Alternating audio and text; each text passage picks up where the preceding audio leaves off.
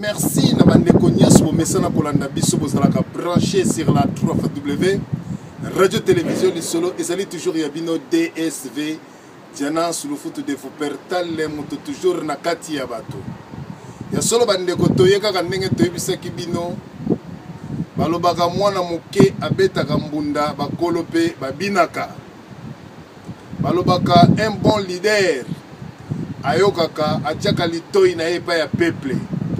peuple elobi nini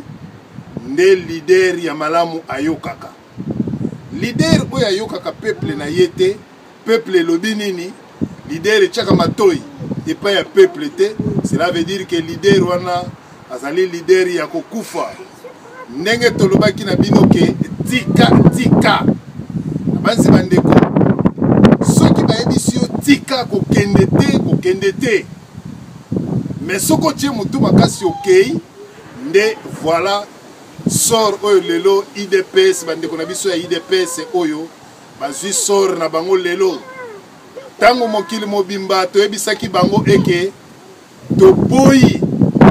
makambo ya dialogue alors bandeko tomoni bandeko na biso misusu balingaki kokufa liwa ya dialogue bake kobunda mpona likambo oyo etali dialogue bandeko bake kobunda ndeko na biso alingaki akufa na ye pamba mpona likambo etali dialogue bandeko balingaki kokufa pamba mais lelo tosuki wapi maloba ya biso ba DSV ba Diana sur le foot de Fopertal ezali maloba ya ba prophète lelo oyo nyonso tolobaki na kati na radio lisolo dialogue avec M. Joseph Kabila donc ezali pour na kosala glissement pour à continuer ti 2025 alors bandeko bondimela ki biso te bandeko na biso ya IDPS ba trahir biso président Etienne Tshisekedi a trahir biso esika oto ganga ki biso nyonso na île de Mateba ba trahizaki déjà to gangi biso nyonso tout oyo bakendaki na Italie bondimaki te to gangi lisusu bakene Espagne bondimi kaka te alors bandeko lelo tosuki ngai na bino tosuki wapi oya koyebisa biso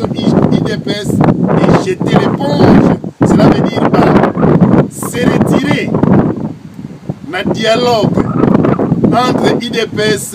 et les kabilistes alors bandeko ya IDPS boya koyebisa biso ngana za ko interpeller bandeko ya IDPS pe président Etienne Tshisekedi IDPS eza ya kokufa IDPS ko organiser ata marche moko ya kitoko marche na Belgique batu tokoya lisusu te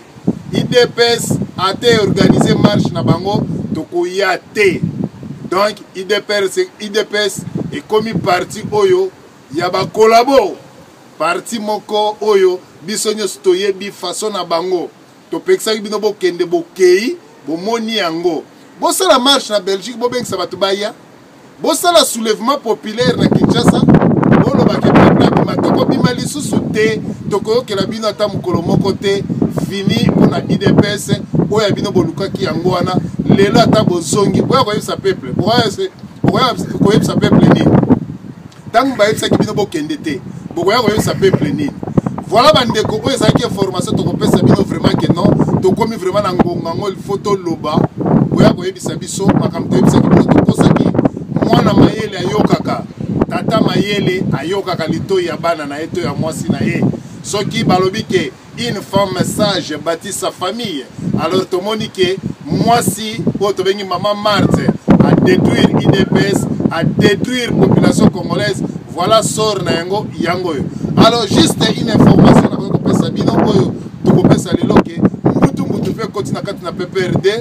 tomoni monsieur Kalev azali malade sérieusement malade pe na aner bauti ko kufisa grand mutu na kati aner o azali responsable pe ya munene auti ko kufa donc mutu ezali na toyebite akufi bacheli ndikita to maladi ya solo dossier ezali na mulai kala te tokopesa bino ba dossier yango pepele ezalaki toujours ya bino DSV Diana sur le foot de Fopertal ya moto toujours na kati ya bato ndeto suki vraiment na ba masolango bye bye.